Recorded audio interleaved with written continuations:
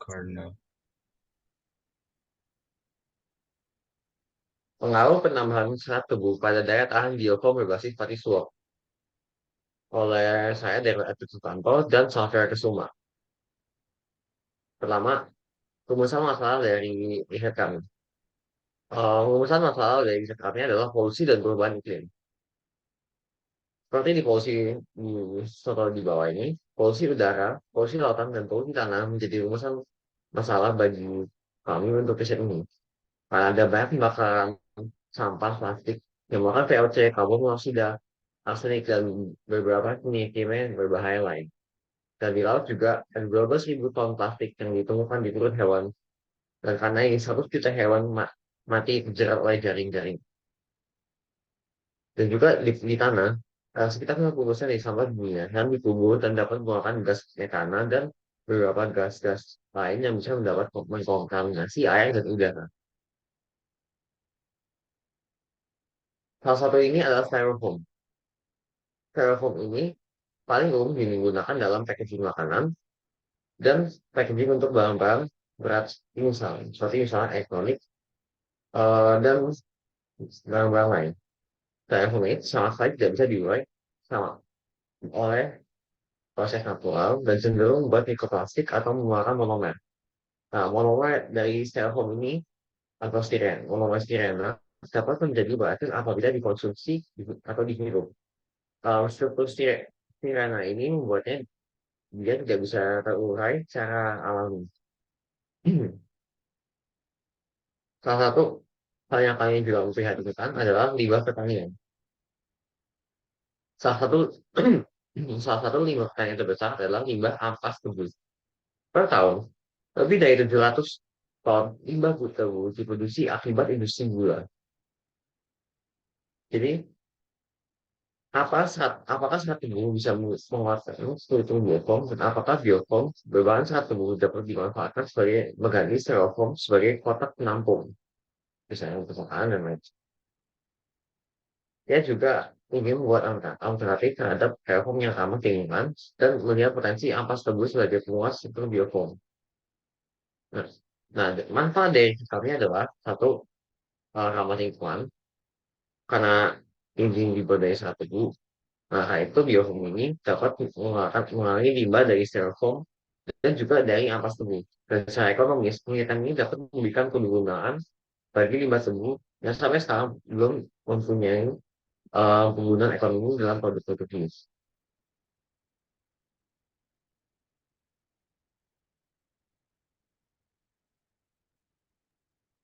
sekarang kami masuk ke Nah, dasar teori. Polistiren atau polistirena merupakan polimer yang terdiri dari monomer stirena yang berisi dua atom karbon dan satu molekul benzena. Polistirena ini yang uh, akan menjadi bahan dasar dari styrofoam. Dalam polistiren ini ada struktur benzin yang memiliki formula C6H6 dan dia merupakan molekul yang sangat stabil dan ikatan benzena ini sulit untuk dipecahkan dan tidak dapat diurai oleh enzim.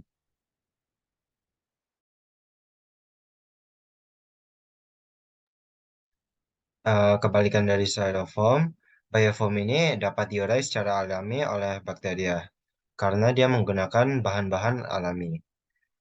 Bahan pertama adalah pati. Pati ini berperan sebagai bahan pembangun dasar dari biofoam. Sementara serat, yaitu eh, bagian utama dari penelitian kami ini, serat merupakan bahan pengikat dalam biofoam yang memberikan struktur dan memperkuat struktur biofoam dengan cara mendistribusikan tekanan pada area yang lebih lebar. Dia juga dapat bersifat sebagai uh, bantalan atau penghambat daya. Sementara itu, kita juga menggunakan PVA atau polyvinyl alkohol yang memberikan biofoam kami struktur atau sifat-sifat plastik. PVA merupakan polimer yang larut dalam air dan dapat terurai secara alami.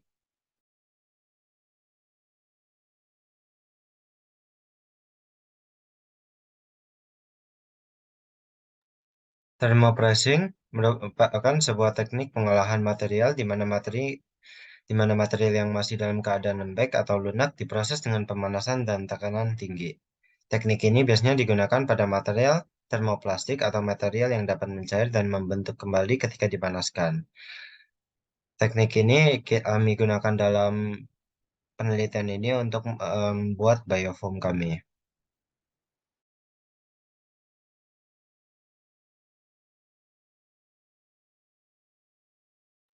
Dan metode pengujian kami adalah low impact testing, di mana low impact test adalah salah satu metode pengujian bahan yang digunakan untuk menentukan ketahanan benturan atau kekuatan bahan. Tes ini melibatkan pukulan pada bahan dengan proyektil berkecepatan rendah, seperti bobot jatuh, dan kami akan mengukur dan dalam low impact testing, kami mengukur energi yang diserap oleh bahan selama benturan. Tujuan dari low impact testing ini adalah untuk mensimulasikan jenis benturan yang mungkin dialami oleh bahan dalam dunia nyata, seperti dalam transportasi, konstruksi, atau manufaktur. Dengan mengukur energi yang diserap oleh bahan, tes ini dapat memberikan wawasan tentang kemampuan bahan untuk menahan kerusakan dan menahan tekanan mekanik.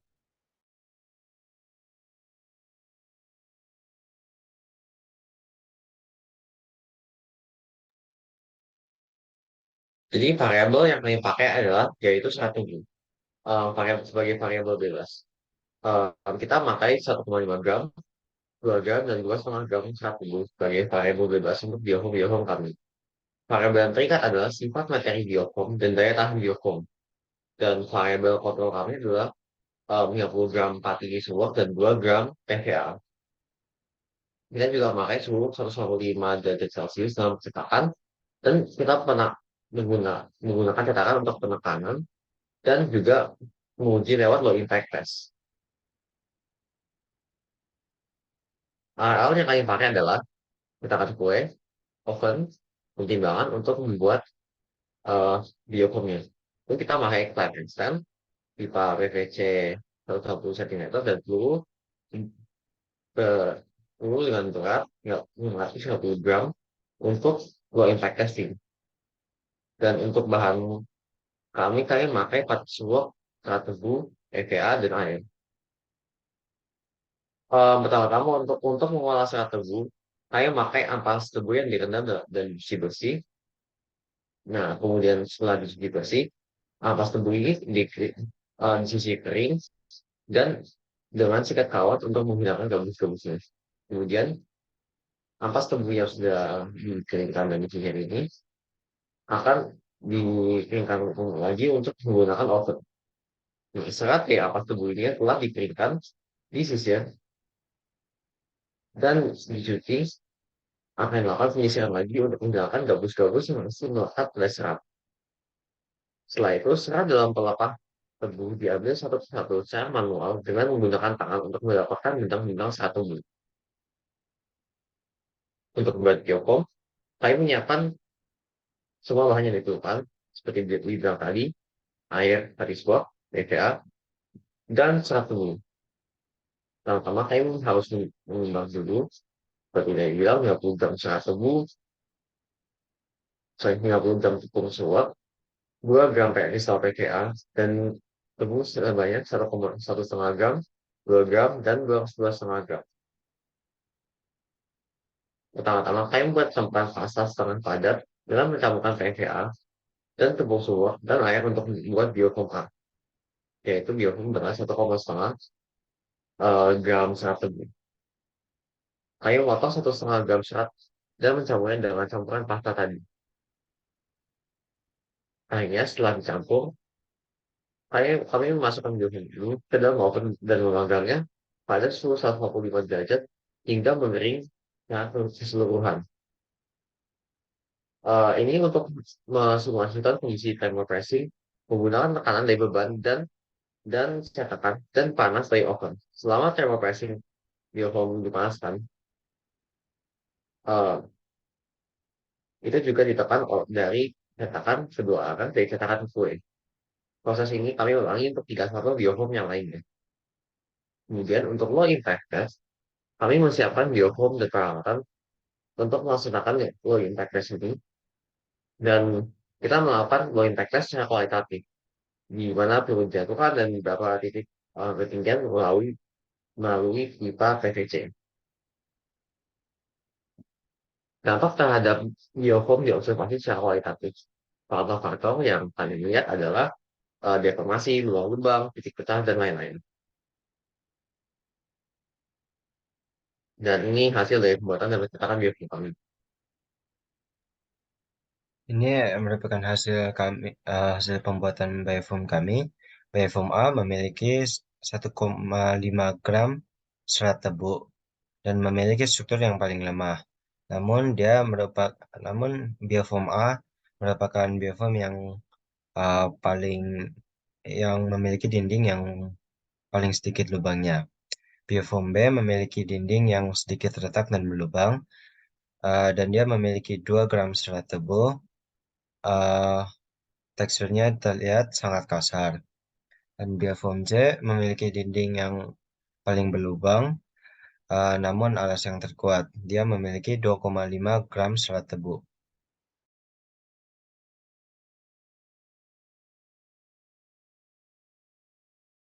Ini merupakan hasil dari impact test kami.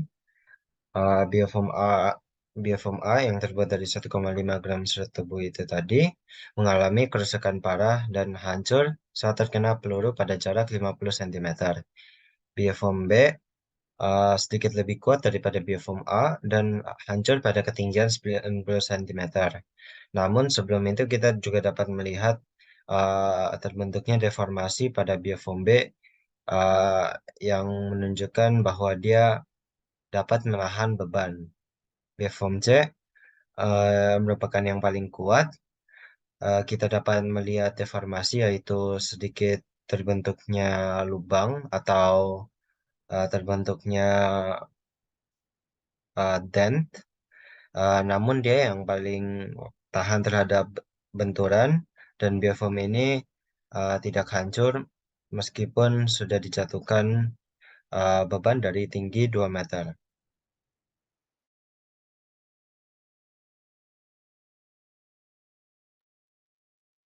Melalui penelitian ini, kami melihat bahwa biofoam dari tepung sulap, sabu, dan PVA mempunyai potensi sangat besar untuk menggantikan styrofoam. Dengan biofoam, secara spesifik sampel biofoam C dapat tahan terhadap impak dari bangkitan benda berat. Nah, karena ini, biofoam ini dapat menggantikan styrofoam karena memiliki ketahanan banting yang mirip dengan styrofoam.